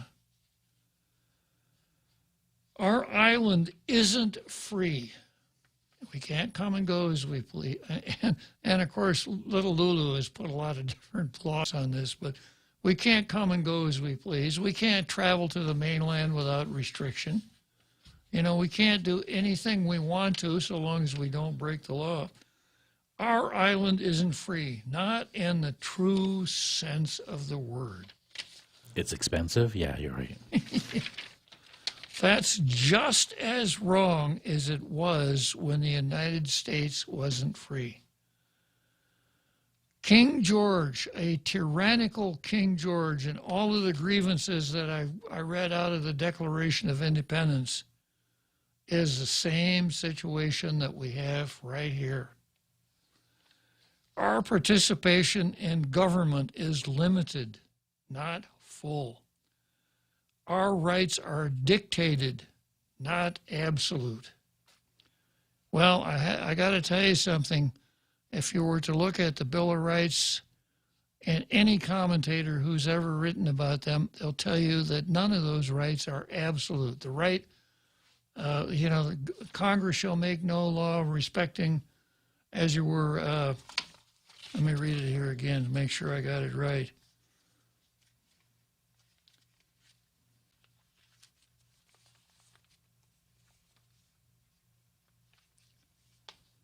Congress shall make no law prohibiting abridging the freedom of speech. Well, Mark Chotfer has found out that he can get fired for exercising his freedom of speech. And that's because the rights are not absolute. They never have been. They're not intended to be. You wouldn't want it that way. So... So the same thing would apply in the United States. Well, exactly. In Texas. In Texas. In Ohio. Yeah. In New Jersey. Exactly. So our rights are dictated, not absolute. Our needs and wants are subservient, not equal. Subservient, not equal. Looks like we're looking for some equity here, huh? And that is wrong. They're kind of correct, but I don't think that's what they intended. No. And if it was right for America to shake off the bounds of oppression, then it was right for the Philippines to do so, which, of course, the Philippines did not do. The United States said, come July 4th, 1946, we promised you 2 years earlier, but the war. Come July 4th, 1946, we'll have a big ceremony down in, I think it's Luneta Park, and the Philippines will be free. They didn't throw off any bonds of oppression. And then this next one is really good. For the Micronesian nations to do so, there wasn't any throwing off of bonds of oppression there. And for Guam to do the same. So what do? Take our muskets down from the fireplace and hire a guy named Paul Rivera to ride his motorcycle through Barrigada hollering, "The feds are coming, the feds are coming." And we could get Julian Uggan to write a poem that says, "One if by land, two if by sea, and I by yonder lighthouse shall be." Gosh, this actually appeared in this paper. If I were the owner of this paper, I'd go out and collect as many of them as I could and take them to the dump.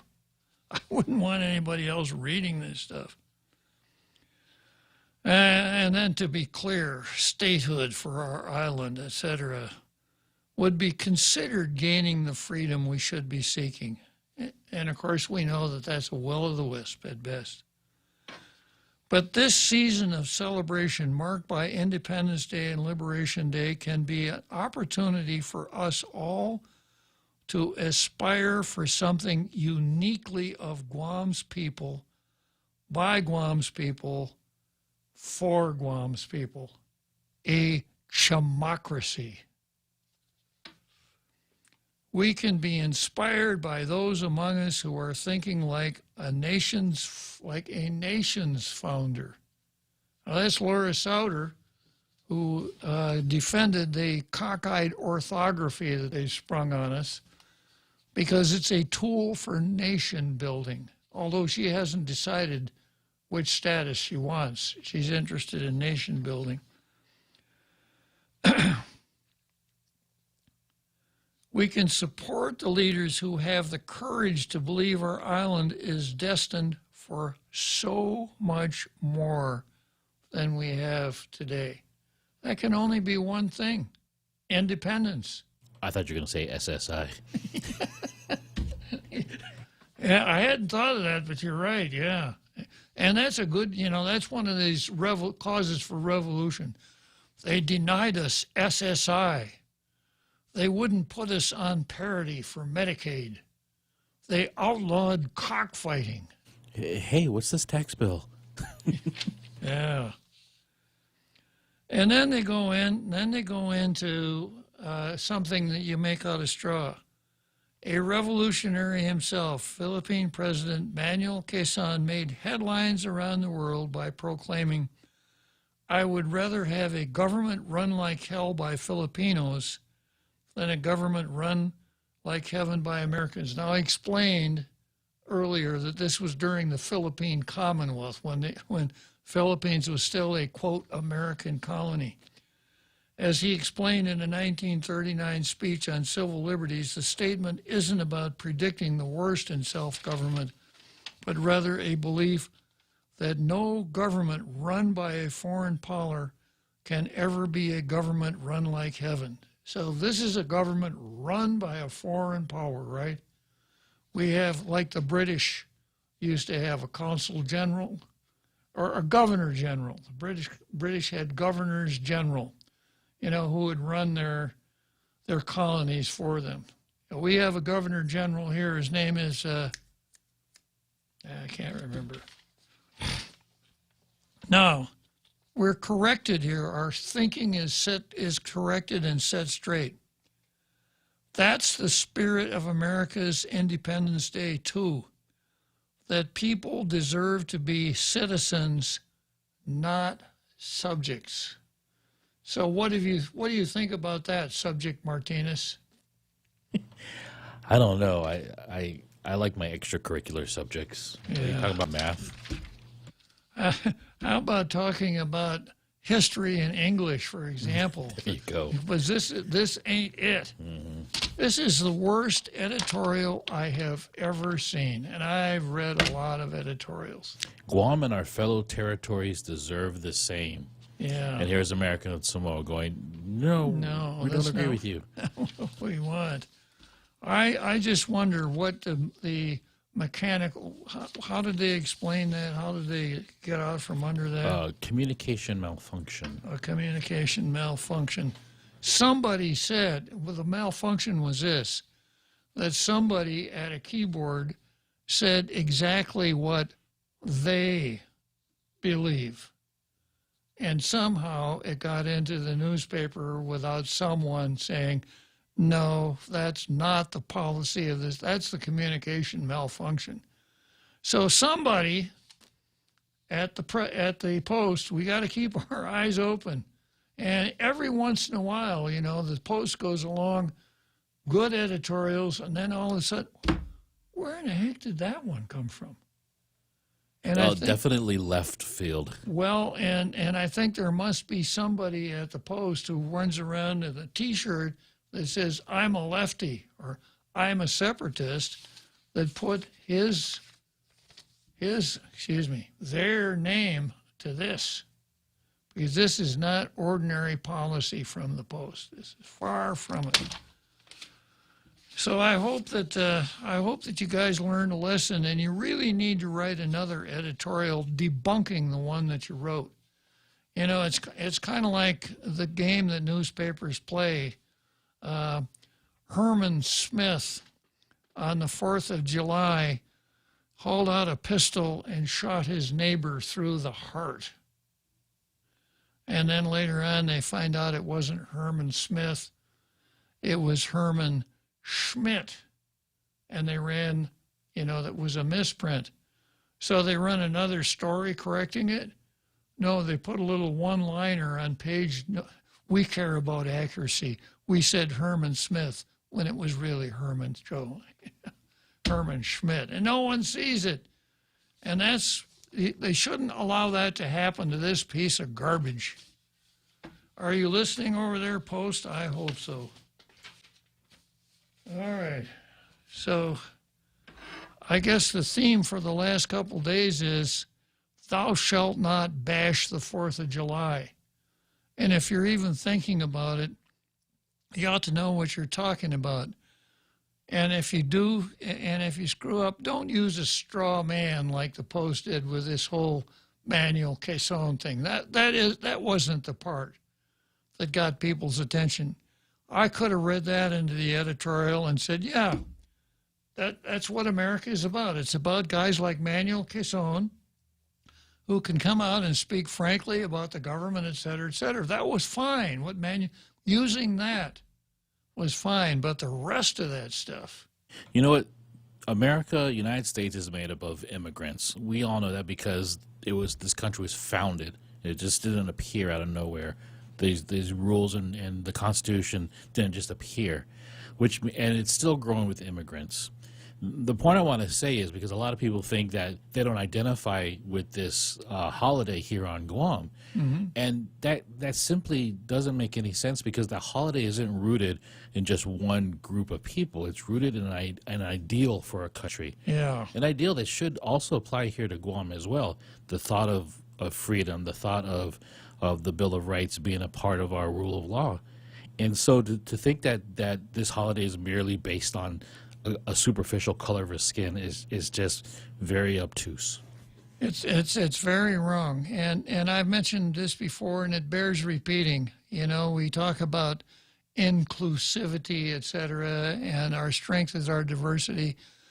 Diversity has never been a strength for any country. And it is not for our country. We've got different races, religions, creeds, how many different sexes we can't count anymore. There are huge differences amongst our country. But the glue that has held this country together is the devotion to an ideal. A devotion to an ideal that was set out in the two founding documents, the Constitution and the Declaration of Independence, which were not descriptive, but aspirational. And we are still working hard to accomplish the aspirations that we set out with in the beginning of the United States. And that's why this is the greatest country in the world, and that's why there's no holiday to celebrate like the 4th of July, because nothing like this had ever happened before. And I just have a feeling that nothing like this will ever happen again if we can't hang on to it.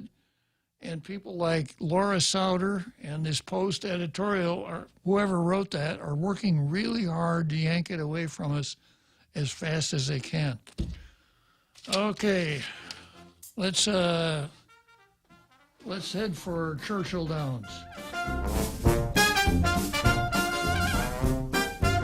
Hafa-day. My name is Lieutenant Governor Josh Tenorio. I would like to thank everyone for their support of the Isa Guam LGBTQ Scholarship at the UOG Endowment Foundation. Your generous donation has helped us grow the scholarship to provide LGBTQ students the support they need to pursue their education. Although Pride Month is coming to an end, you can continue to support the scholarship by visiting give.uog.edu. For more information on how you can empower these future leaders, please call 735-2957. Get your shot and win big prizes, Guam. The Office of the Governor and the Guam Visitors Bureau presents Vax and Win, Guam. Protect our community by getting your shot and enter online at visitguam.com/vax for a chance to win. Starting June 14th through July 21st, weekly prizes of $10,000 cash and a brand new car will be given away to lucky residents who are fully vaccinated. That's 6 weeks of Vax and Win opportunities. Some conditions apply. Log on to visitguam.com/vax for official promo rules or to submit your entry today.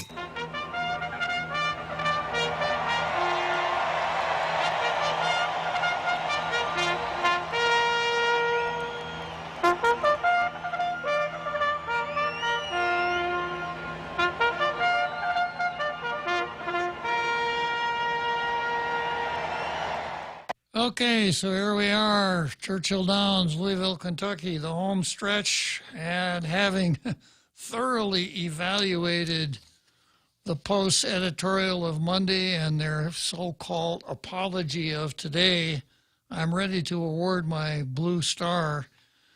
And in contrast to the tripe that the Post has put out for the last couple days, if my grandmother's recipe for oatmeal cookies were in front of me, I'd probably put a blue star on it. The contrast is so great. But the Daily News did an okay job. The Daily News gets the blue star. Congratulations.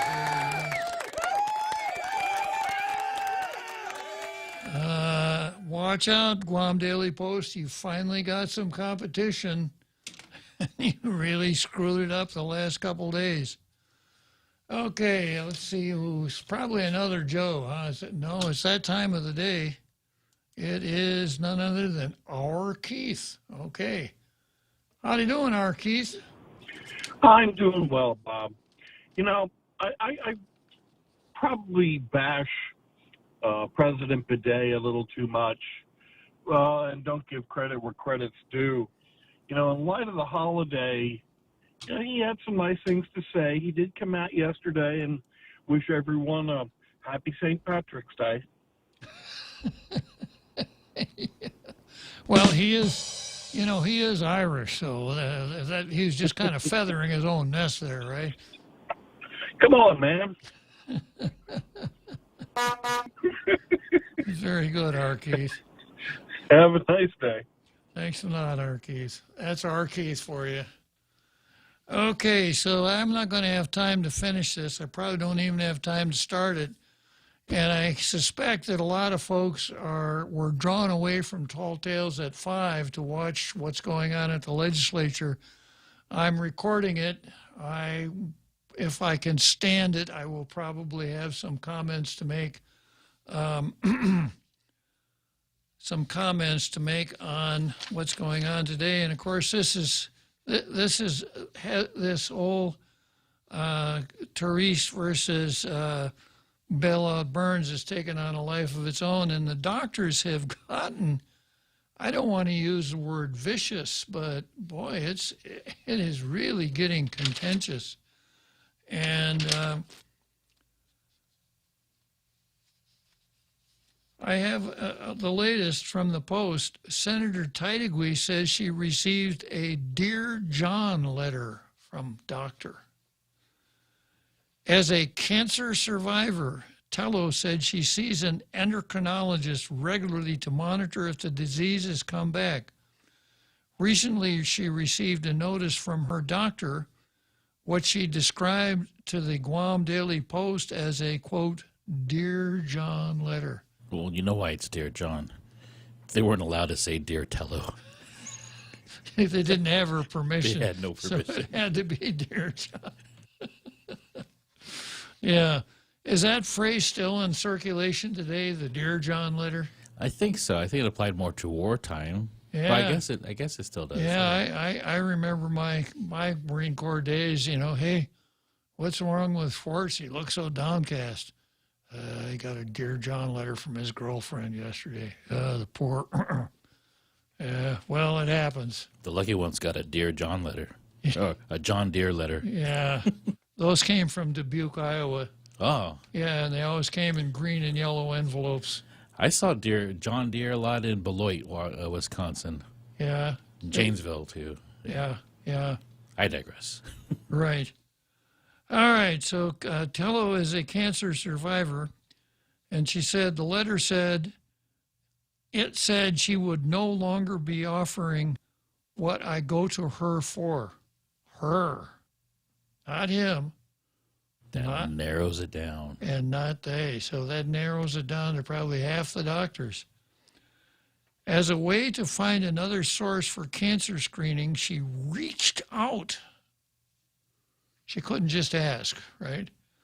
She reached out to other patients of the doctors. Patients, Klitzkie said, had experienced the same cancer as her. The pair didn't receive a similar notice from the doctor.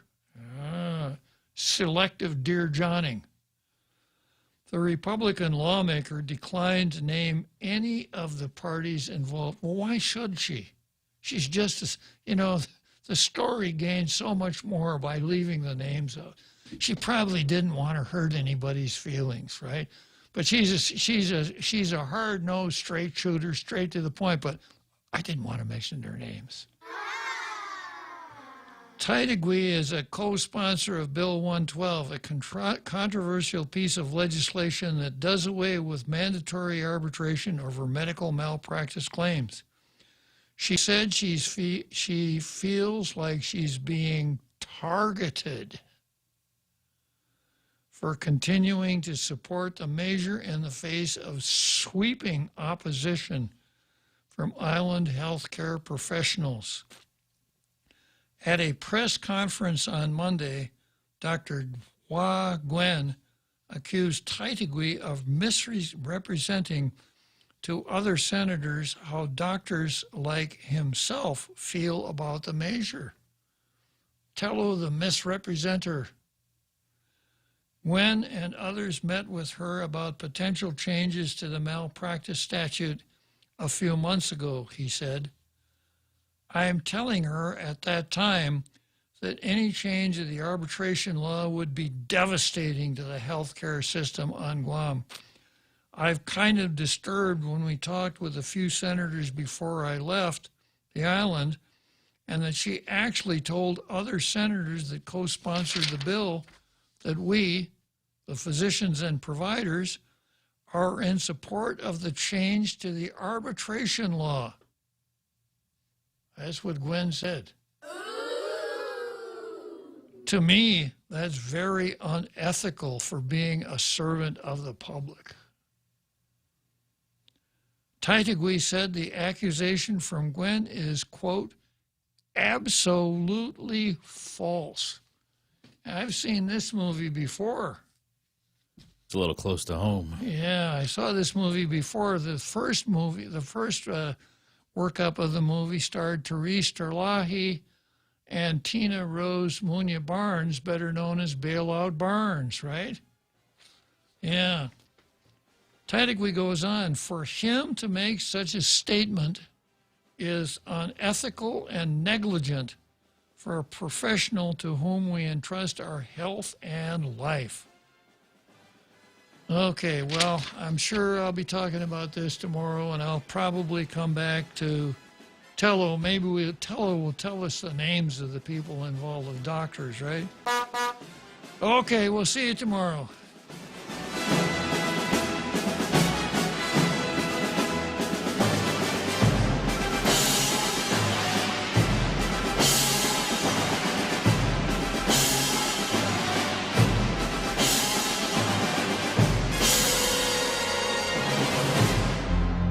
The Point is KUSG, Hagåtña, Guam, 93.3 FM and 104.3 HD3. Tropical storm Elsa nears Tampa Bay. I'm Carmen Roberts, Fox News. It's going to ride the west coast of Florida, then it's going to bear northeast into the peninsula and likely go through northeast Florida. Governor Ron DeSantis issuing a state of emergency for 33 Florida counties. Even though the storm weakened a bit overnight, the National Weather Service says Elsa's lashing Florida's west coast with heavy rain and gusty winds. Some of these areas could get 6 to maybe 9, 10 inches of rain, so that could produce flash flooding, urban flooding. Be very careful.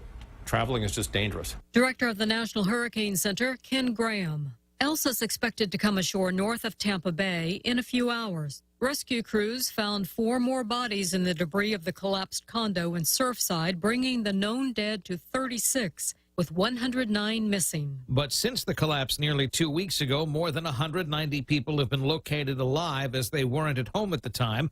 Still, though, the first funerals for victims are being held. It's a family of 4, including 2 little girls. In Broward County, Florida, Eben Brown, Fox News. President Biden is under pressure to take action after a group of Russian hackers calling themselves R-Evil demanded $70 million to unlock computers swept up in last week's massive ransomware attack. The president will meet today with officials at several agencies to discuss solutions. White House Press Secretary Jen Psaki says the president has asked his team to focus on working with the private sector to reduce ransomware attacks. We do not advise. We advise against, in fact, companies paying ransomware, given it incentivizes bad actors. Psaki says if the Russian government cannot or will not take action against criminal actors in Russia, we will take action. Fox's Rachel Sutherland. America's listening to Fox News.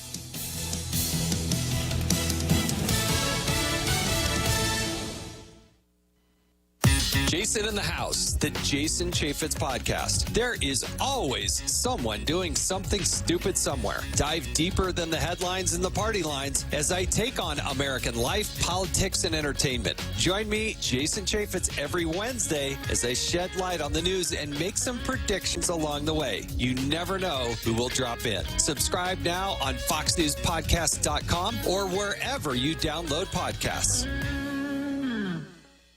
Connect to Fox News Audio on the Fox News app. Listen to hear your favorite hosts like Brian Kilmeade, Jimmy Fallon, and Guy Benson standing up for what's right, live and via podcast. Just click listen, then swipe right and hear the latest news updates on your time. And scroll down to hear the latest podcasts from Fox News. And it's even easier to listen in the car with Apple CarPlay and Android Auto. Get programming alerts and notifications. Fox News Audio is on the Fox News app. The voices America trusts. Download it now.